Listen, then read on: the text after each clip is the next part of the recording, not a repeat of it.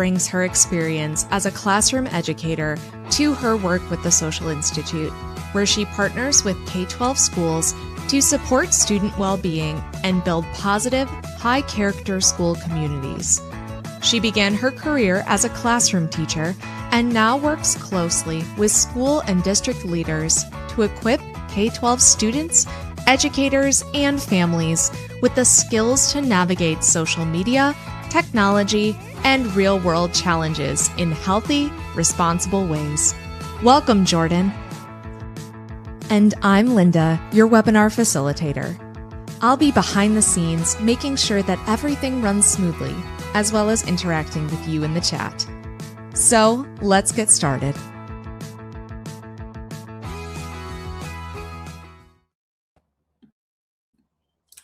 Good afternoon, everyone. Thanks for taking the time to join me today. I am a former educator myself, as you just heard, so I'm fully aware of how chaotic this time of school year is.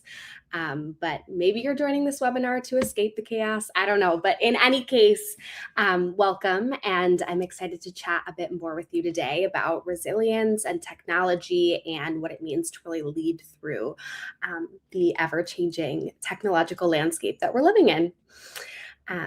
So let's take a look at our agenda for today. We have a lot of exciting things to cover. We are going to touch on the latest trends or the biggest shifts that we're seeing in technology. We're going to look at the 3 truths of leadership principles and leading again through this technologically advancing world again that we're living in, especially as it pertains to education.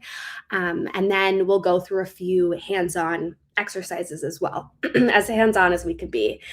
We're going to work through 3, and we're actually going to use AI for a couple of them too, so that'll be exciting. And then finally, it wouldn't be a webinar that is being run by the Social Institute without sending you away with a few practical strategies and resources that you can immediately start using to strengthen your school's approach to technology. So as you just heard, again, my name is Jordan Meager. I'm a former educator. I grew up more or less with social media and technology, so I do consider myself a digital native. I don't know if anyone else considers themselves a digital native as well, as our current students do. My primary form of social media growing up was Facebook, and yes, digital natives. And to think that we've evolved from AOL and MySpace even before that to platforms like ChatGPT and Snapchat today is pretty mind-boggling, even for myself as a self-proclaimed digital native. But I'm also a former educator. I taught a mix of 1st, 2nd, and 3rd grade in various states across the country. And even in those young classrooms, many of my students had access to technology both in school and at home, whether it be a cell phone or a computer or an iPad. Grew up with yep, exactly. So a lot of my students had this presence of social media in their lives as young as 1st grade. And YouTube, I would consider to be a piece of social media as well. So as technology and social media continue to change, even for our youngest learners, I've made it my personal mission to continue to grow and learn with them to support students and families and educators across the country.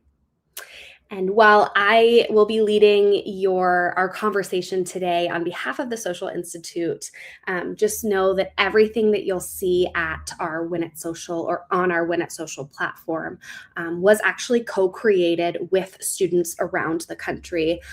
We have a student ambassador team that meets with students to hear about the latest trends and apps and experiences that students are having, so we can work to make our content as relatable and interesting to keep them engaged. So before we dive into our conversation, I have a few questions to ask, and I see that a lot of us are active in the chat, which is exciting. So go ahead and throw in the chat, how long have you been in education? 5 years, 10 years, 20 years? I see that Alicia is not a digital native, so how long have you been in education?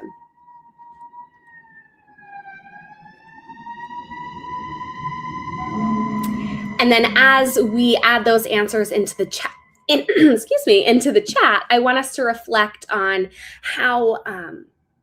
how much has changed since you began your career as an educator? What's the biggest shift in technology that you've had to adapt to?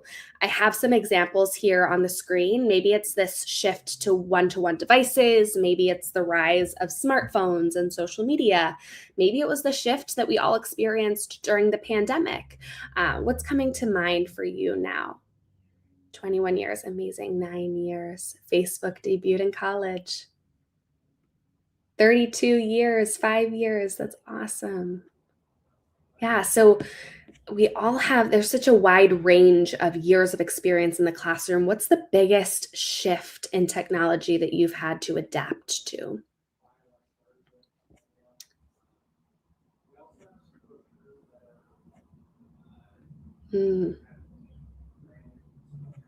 AI, yeah. Tech use and digital etiquette, yeah. Chromebooks more often than doing work, yeah, especially for our younger learners when we think about handwriting and things like that. Smartphones for sure, yeah. I mean, these responses really highlight Chromebooks, yep. An important reality that technology is always changing. The tools that we use might be different. Students are certainly addicted to their smartphones and technology in general. So as we kind of navigate these changes, again, the tools might be different, but the skills of leadership and resilience remain the same. So as leaders in education, we need to ask ourselves, how are we preparing for what is next? And that's exactly what we're going to explore today.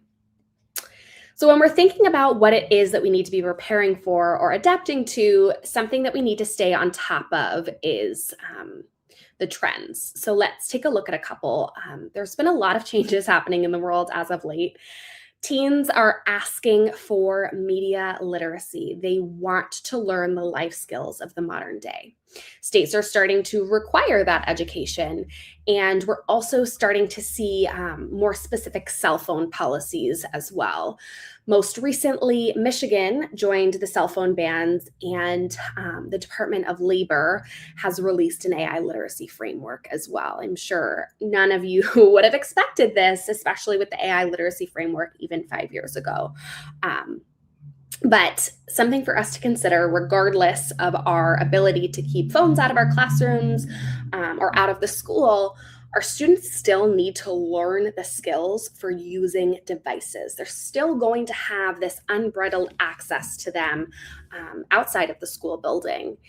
I like to think of it like getting your driver's license. We don't just get the keys kind of plopped in our lap one day and take a joyride as soon as we turn 16.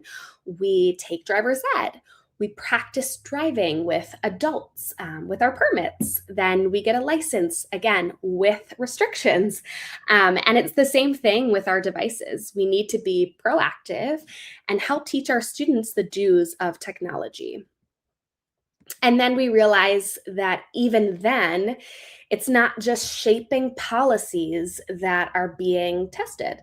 Technology is reshaping student behavior in ways that go, again, way beyond the classroom. We're seeing AI-generated misinformation, students impersonating staff on social media, and even false accusations from AI plagiarism detectors. That's one that I'm hearing so frequently. And as leaders, we have to ask ourselves, how are we protecting students and staff while also preparing them for this tech-fueled world that we're now living in? AI and misinformation are changing what it means to teach digital literacy.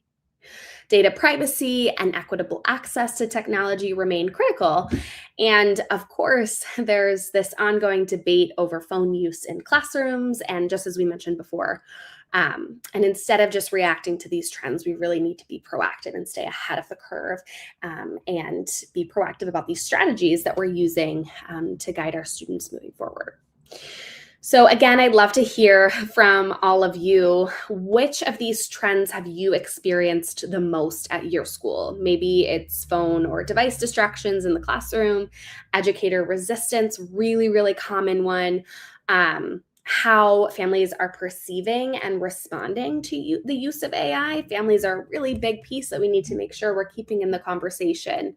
Um, Go ahead and throw your answers in the chat. Which of these trends, or any trends that you can think of too, it doesn't have to be on the screen, have you experienced most at your school?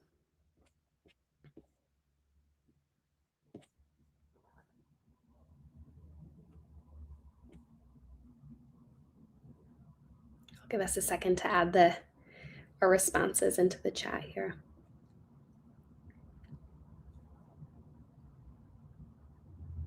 The rise of misinformation and students believing anything they read and see on the internet.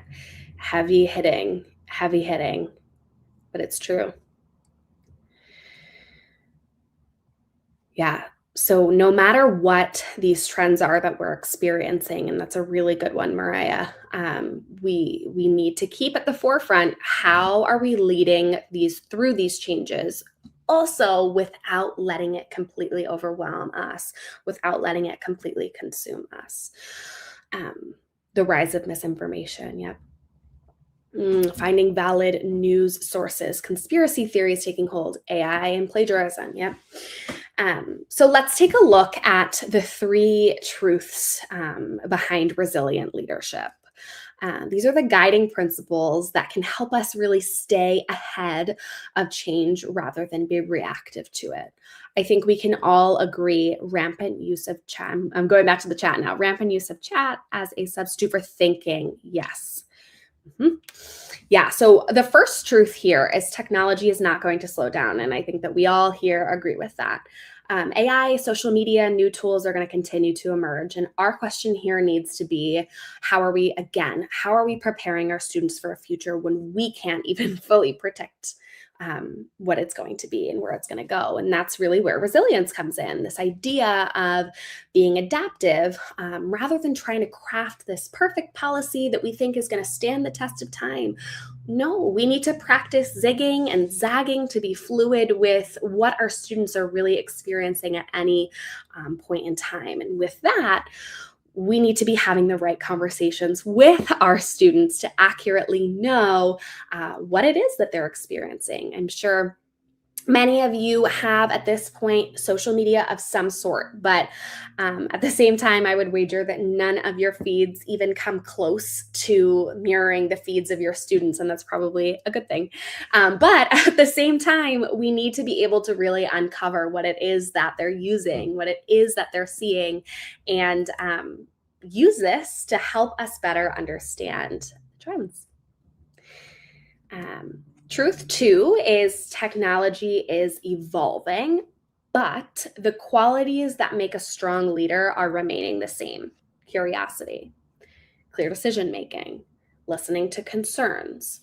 We don't all need to be tech experts in this world. Leave that to us at TSI, or whatever resources you're using to do the research and the legwork for you here. But as leaders, you need to be willing to ask the right questions, empower teachers, students, and families with clear guidance throughout these shifts. And finally, the most successful tools, again, don't just set rules. Schools, are not just setting rules. They share this, they create this shared understanding of technology's role in learning. And we know that when policies are vague or when they're inconsistent, students pick up on that, families pick up on that, and they get frustrated, and it loses its validity. But when students have clear, well-communicated tech philosophies, this is where we're able to really foster a culture of responsibility and foster this culture of engagement. So let's put these ideas into action. We've explored the trends, the challenges, and the three leadership principles that help schools thrive through this changing technological landscape, through this change with technology. But talking about these things is only the first step, of course. So let's take it a step further and put these ideas into practice. So again, as I mentioned before, we're actually going to be using a little bit of AI here. And yeah, we'll have three that we'll walk through. Let's go ahead and get started with our first exercise, the perspective exercise. So I mentioned just a second ago how when we have unclear or inconsistent policies, this can lead to frustration for all parties involved, students, families, educators. And AI, as you can imagine, is a perfect example of this. Schools are facing really difficult, really complex decisions about AI use in student work. And how we communicate these decisions can really make or break how they're received in our community. And there's not a school or a district right now that I'm talking to that isn't either creating or revising their AI policy for this. And a lot of states are mandating these policies and these guidelines now. And this is even true for our youngest learners in first, second, and third grade. So in this activity, we're going to put ourselves in the shoes of a school leader who happens to be crafting a policy announcement around AI.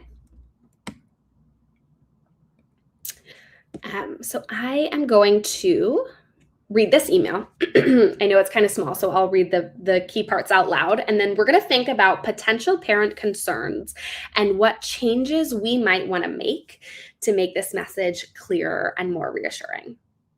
So as you're thinking or as you're listening to this policy announcement be read aloud, again, I want you to think about what potential parent concerns would you anticipate, and then what changes would you make? And then we're going to run it through a little bit of AI. Dear families, as technologies like artificial intelligence become more integrated into daily life, we're committed to helping students navigate them in positive, responsible ways. At our school, we're taking a proactive approach to ensure AI enhances, not replaces, the learning experience. With that in mind, we've established key principles to guide how AI is used in our classroom. I'm sure these are some principles that you are all about to, you're expecting to hear. I'm just going to read the general bullet points. Empowering every student, protecting privacy and security, building AI literacy, balancing benefits and risks, upholding academic integrity, keeping human connection at the core, and evolving with technology. We also encourage families to be aware of AI platform age restrictions. For example, ChatGPT requires to be at least 13, users to be at least 13, with parental consent needed for students under 18. The platform itself notes that AI-generated content may not always be appropriate for all ages, so we encourage thoughtful and guided use. As always, our mission remains to provide a quality education that prepares students for the future. As what this looks like continues to evolve, so will the way we support students to navigate technologies like AI in positive and high character ways. If you have any questions or insights, we'd love to hear from you. Thanks for being part of this journey with us. Sincerely, Leadership. So go ahead and put in the chat if you need to reread a little bit, go ahead. What potential parent concerns do you see coming up from an email like this or this exact email? And what changes might you want to make this message clearer or more reassuring? And I'll take a pause here.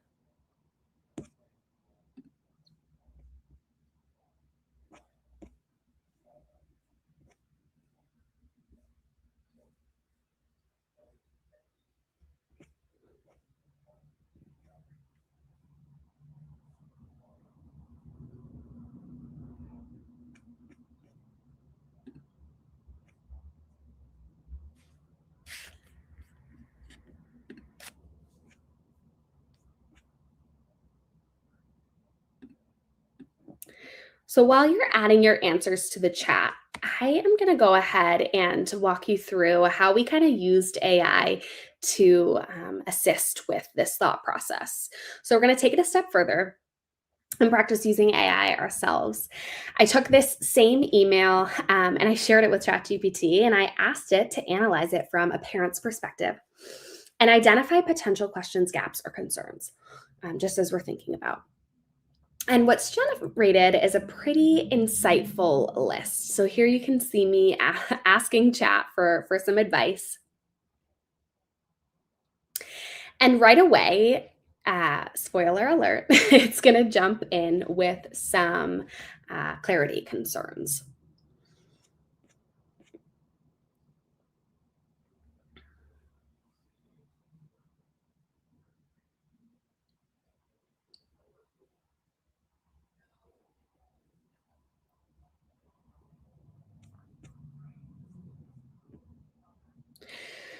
Yeah, so right away, um, some suggestions. We want to know, how are teachers going to be trained on AI? What regulations does the school follow for data privacy? What does growth mindset mean in relation to AI literacy? A lot of families, I think, were just introduced to this idea of growth mindset. What does that mean for this context? And then we jump into practical implementation concerns.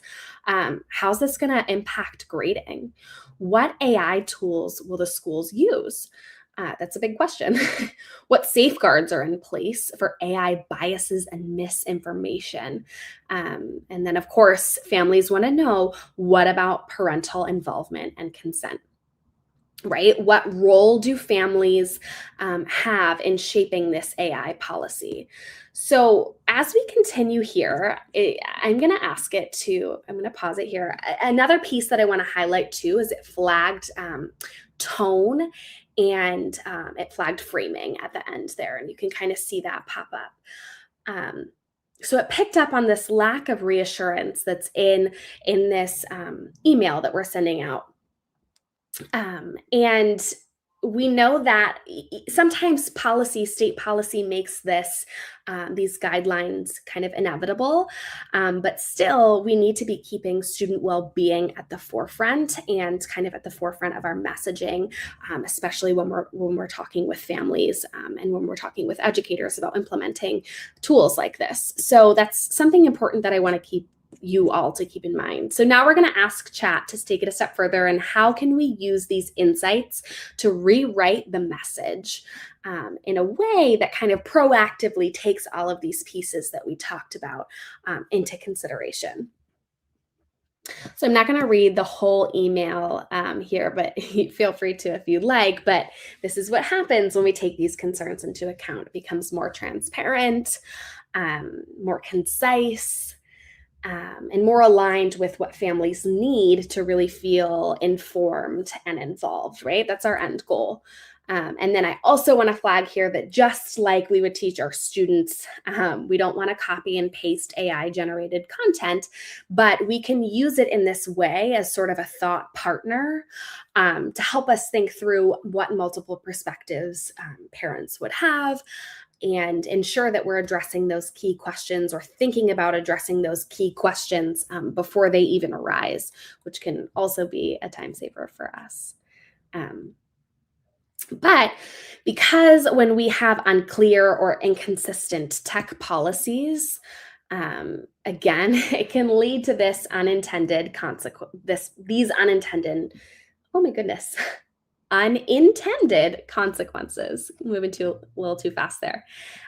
Violations that students didn't realize they were committing, or maybe they're not committing, that AI is telling them that they're committing. Missed opportunities for responsible tech use, and even frustration, not just from families, but also from educators, and frustration from students too. I want you to think about how many times you've seen, maybe in your classroom or in other teachers' classrooms, where we've had students kind of get caught in this gray area because they weren't sure what exactly was allowed. Or maybe a teacher struggling to enforce a rule because the policy is too broad, or there's inconsistencies across classrooms, right? This can lead to some pretty significant frustration. We know that students want to do the right thing, but they need tech policies and philosophies that they can actually understand, and that are clearly communicated to them and with them. So this means using simple, clear language, not education jargon. And this goes for talking to families too. We don't want to be using legal terminology. We just want straightforward expectations that they can remember and that they can apply. And it also means giving real world examples too, so they can really see how this policy can play out in their daily lives. For instance, instead of saying AI must be reused responsibly, like it was said in that email, we can say, You can use AI to brainstorm ideas, but all work must be your own, and AI generated text must be cited, right? So when a student is using AI, they need to be able to clearly cite that. And then that, of course, we need to educate and teach our students how to do that too. But that's going to help remove this sort of like ambiguity that helps students make informed, and then will help students make informed choices. And then most importantly, of course, consistency matters. Let's think back to cell phone bans that we mentioned earlier. If one teacher, and I know that in most states this is now enforced, but if one teacher is banning cell phones completely, but then another is allowing them for music use, but then the third teacher in this same building is allowing students to use them freely, that really makes it difficult for students to adapt, and can create this unnecessary conflict and stress and frustration. And it's important to keep in mind that a school-wide approach for all of these policies around technology and AI, a school-wide approach is really what's going to make this enforcement easier for teachers and make expectations clearer for students. All right, let's head into our next exercise here. So I'm going to pause. Oopsie. Okay. I'm going to pause this again. No, I guess I can't. I can't pause it. So I'm going to tell you what it says ahead of time. No. Okay. Our next activity is a misinformation exercise, and we're going to kick it off again with ChatGPT. So as you can see, I asked Chat to make me an image. The video is looped incorrectly. There we go. Show me a photo of a school leader. That's it. And here we can see what Chat is producing. And as it produces this image, it asks me if I'd like to make any adjustments. And I say, sure, make it a little more teachery.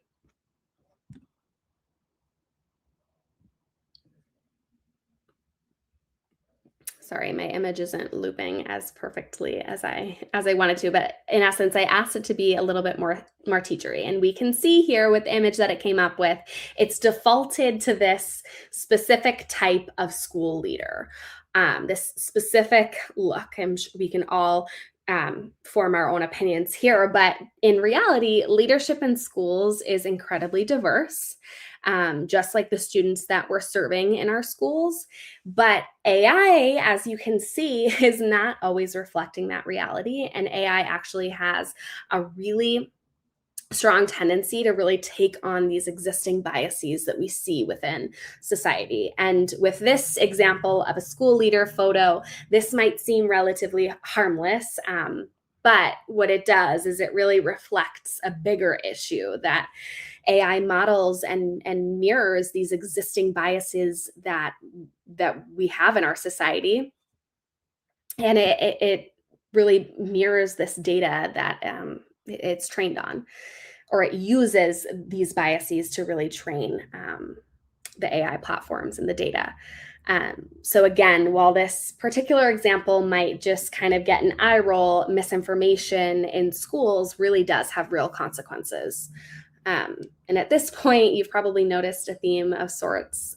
We keep taking things a step further, but that's exactly what we have to do as school leaders when it comes to AI and this idea of misinformation too, because it's not just about students consuming biased AI generated content. It's also that they're interacting with it. They're sharing it, and they're even creating misinformation themselves, known or unknown, in ways that really do impact their learning and their communities as well. Let's look at some more examples of misinformation and semi-recent headlines.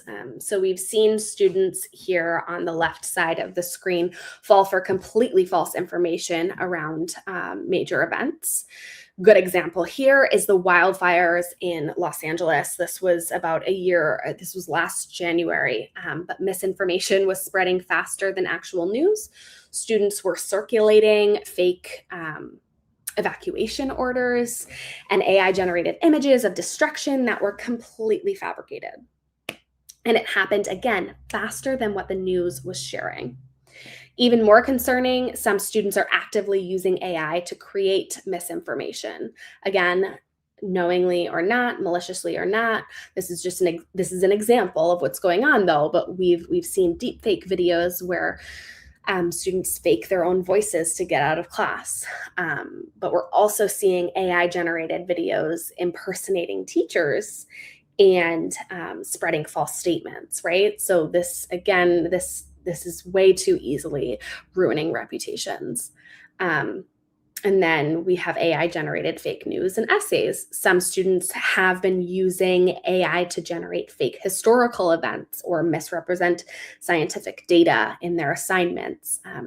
So if teachers don't actively guide their students on fact checking AI generated content, we're really running the risk of misinformation being absorbed as truth.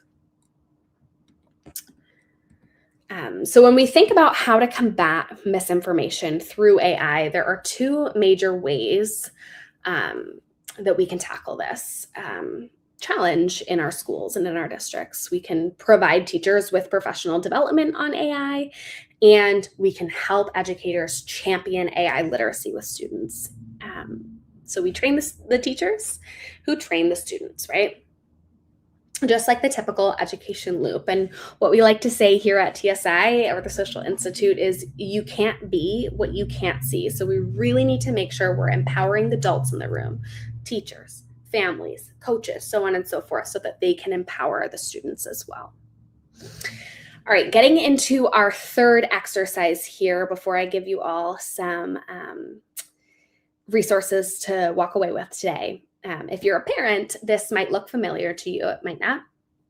But here we are thinking about different ways of approaching AI phone use and misinformation that aligns with Baumann's theory of parenting.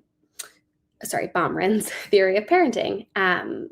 Which was developed for parenting, actually, but it's also super applicable in the broader context of education, especially when it comes to technology. So up in the top left quadrant, this is permissive parenting, or this idea of being permissive. And this is more of a hands-off approach. Rules are vague, rarely enforced, or entirely absent. And then we can look at the authoritarian quadrant in the bottom right-hand corner. This is the opposite extreme. So strict rules, heavy punishment, little discussion. And while structure is important, this approach often backfires because students don't really understand the reasoning behind these rules that are being upheld or enforced, which, as you can imagine and likely know, especially if you teach those older students, this can lead to a lot of resistance and sneaky workarounds and frustration. In the bottom left, we have neglectful parenting or leadership, which is uninvolved, little structure, little communication. And then in the upper right-hand quadrant, we see authoritative. And this is really where research is showing the best outcomes, both in parenting and in education. This solves problems in this way of parenting or leading. We're solving problems with students rather than for or solving them against them. We're setting clear expectations, but we're also allowing room for discussion and adaptation. And this is really where we're encouraging responsibility, we're fostering trust, and promoting real-world application. And this is the critical piece here. Schools that adopt this authoritative approach where technology policies are clear, consistent, and co-created with student input, possibly even family input, definitely with teacher input, see higher academic performance, stronger emotional intelligence, and better digital citizenship. So this is really the sweet spot where students are understanding rules, they're feeling respected, and they're more likely to follow them. When we invite students into these conversations about AI, phone use, and misinformation, they take more ownership of responsible tech use. And this also goes back to what I was saying earlier about really understanding what are our students using? What are they seeing on these social media platforms? How are they interacting with them, right? What they're doing on the internet is so different from what we're doing. So it takes educating yourselves on our students' lives in that way to really make this all effective. So let's apply this same thinking to how schools integrate technology into learning.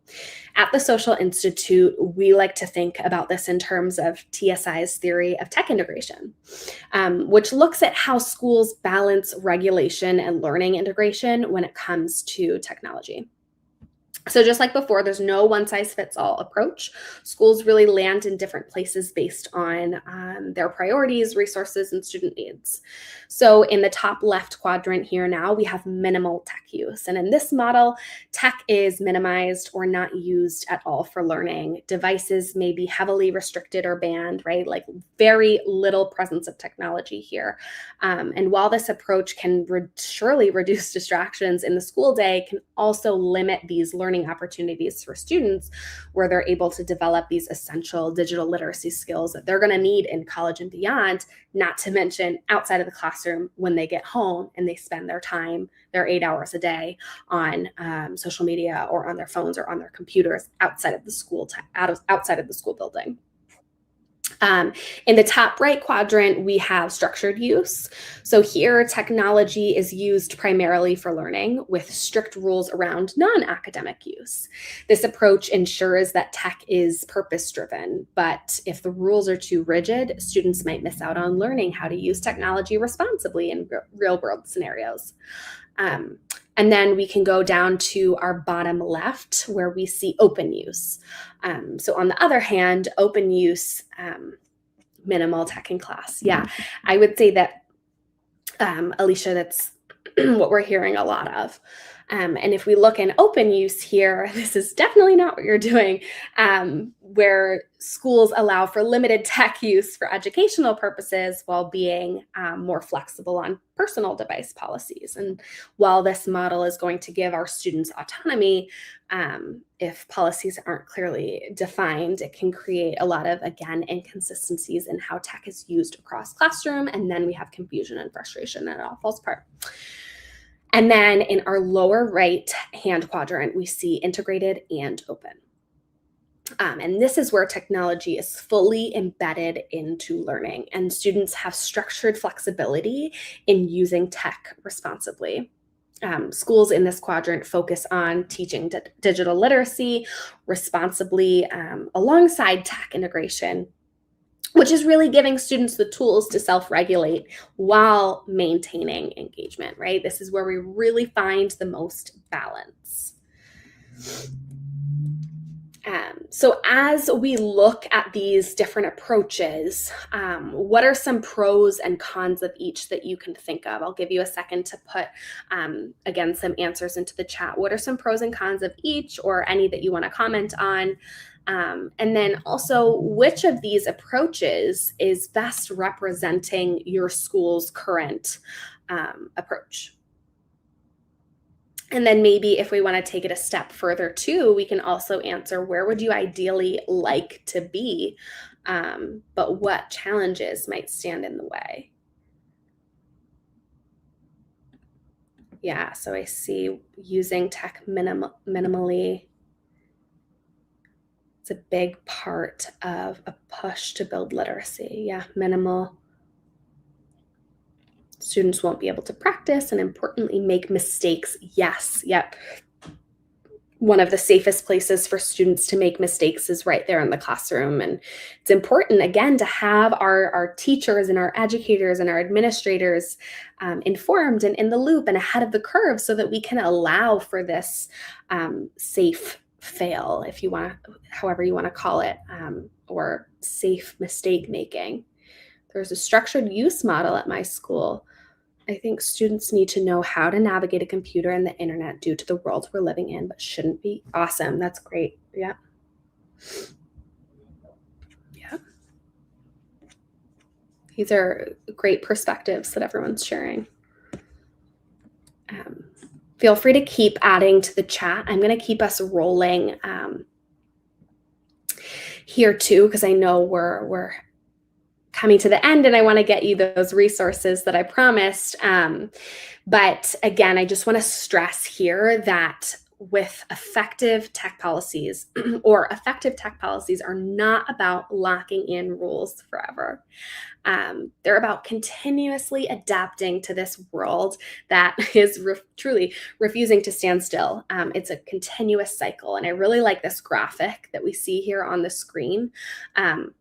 Because it really shows, again, that this idea of evolving tech and education is really truly a continuous cycle. We want to stay ahead of the trends and review and adapt policies just as they evolve. Like I mentioned earlier, that zigging and zagging.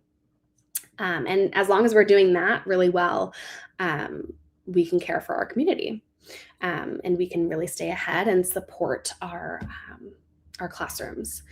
So when you dig further into the Social Institute resources too, you'll find a very similar visual here that shows the better we understand our students, again, as we've touched on already, the more we can equip them. So we always want to be learning about our students. We always want to be asking questions. We always want to be getting their perspective. And then we want to be reviewing and adapting on our end too.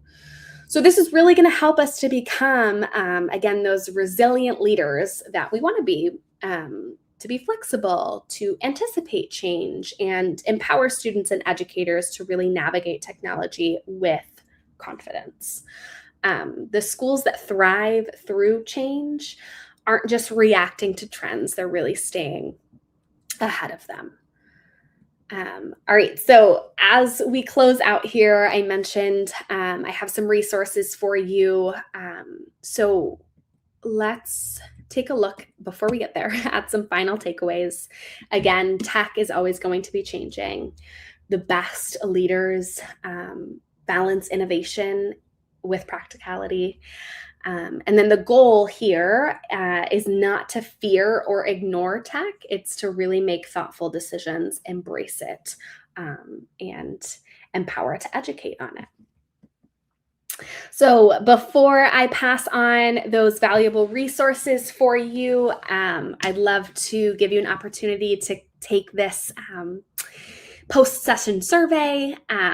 We're always looking for ways to improve and continue to support school communities. So your insight would be valuable, extremely valuable to us. And when you take this survey as well, you'll be in the running to win a Yeti tumbler or Apple AirPods. So I'll give you a second to scan that QR code. And Savannah also put it in the chat, I see. So feel free, feel free to fill that out. Give you another second here.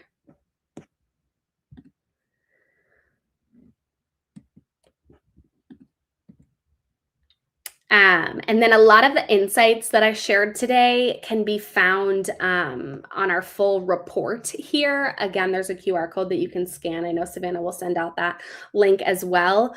But this is our 2026 Student Insight Report. We release this every year, and it basically captures the voice of over 53,000 students that we have using our platform, from our anonymous questionnaire, over 1 million data points through our Win at Social lessons. This is the largest data set of its kind, so this is very valuable. I would highly recommend taking advantage of this. I'll leave this on the screen again for a couple more seconds.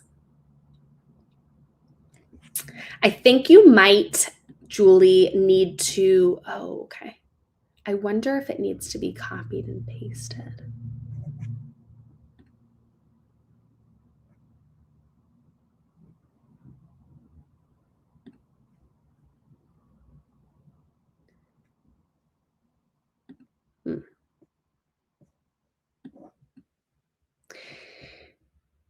Julie or Linda or Savannah, is there a way? Okay, perfect. We'll also send these links out to you. So for those of us who are preferring that method, we'll send those out to you afterwards. But I'll keep sharing the QR codes for those who are able to scan that way. But this, I'll explain it, is a great guide to creating clearer AI policies for your school communities.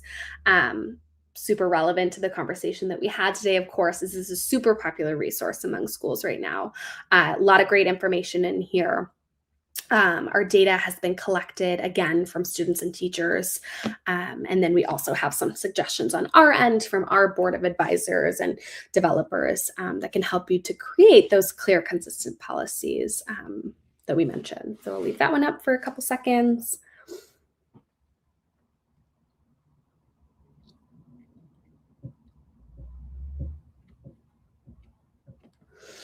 And then furthermore, our classroom tech policy resource is a great place to start when we're thinking about brainstorming things like standards for tech in high school.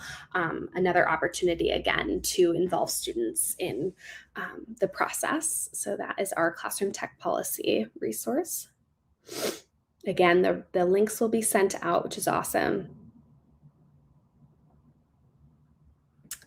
We have another guide here for you, spotting AI deepfakes, really important, very relevant. Go ahead and take advantage of this. Also some insights for educators on how they may be affecting your school community already.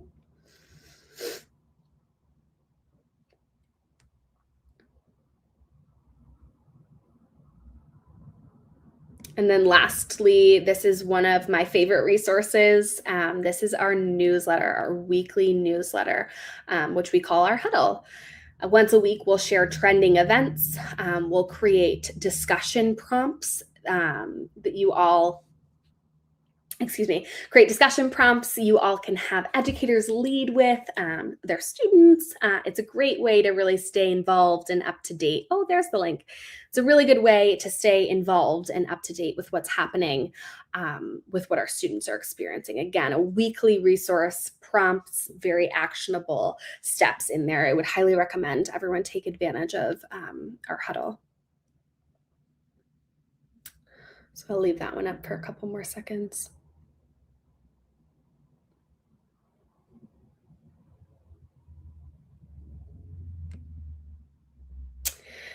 And then as a final thought, I'd like you all to think about this. What's one small action that you can take this week or next week? I know we're halfway done with the week to lead through today's tech challenges. This can be as small as asking one of your teachers how they're using AI, or are they even using AI? It might be, when we think about really learning about our students, when we think about technology and social media and AI, maybe it's asking your students what's their top way to use AI throughout the day. Maybe it's Grammarly, maybe it's Spotify suggested songs or playlists. Maybe they don't even realize that these elements are AI. I have a couple suggestions here on the screen as well. But go ahead and if you feel inclined to pop your answers into the chat. I'd love to hear one small action you'll take this week or next to lead through today's tech challenges. We'll throw a couple more on the screen.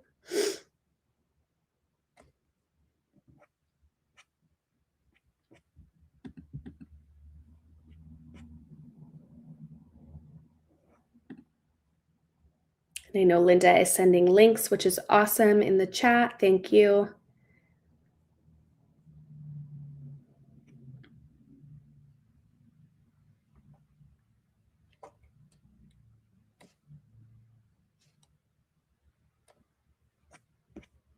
I'll leave us here for a couple more seconds if you want to think about one small action that you can take this week to lead through today's tech challenges, or share something that you learned today.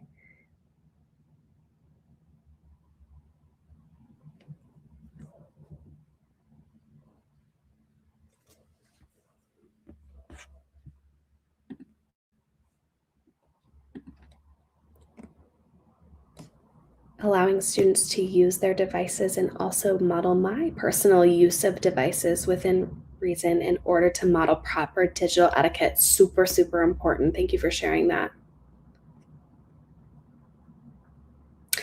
I like the model based off of parenting styles. Yes, that can be applied to teaching styles.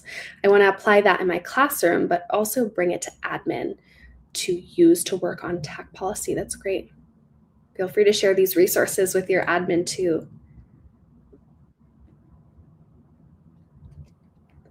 Awesome. So lastly, of course, we have some social media sites of our own that you can take advantage of. Follow us on all of them: LinkedIn, Instagram, Facebook, Pinterest, and X. And thank you all for joining us today. If you have follow-up questions, this is my information. Feel free to reach out to me. I'd be happy to stay in touch and continue this conversation with you all. Thanks for having me today and joining me, and I hope everyone finishes the school year strong. Thank you so much for everyone in the chat today. Thank you again for our presenters for being here. And hopefully we'll see you in the future on another LTC webinar. But yes, thank you everyone in the chat. Thanks so much.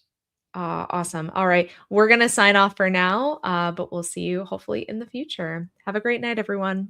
Thanks, everyone. Bye-bye.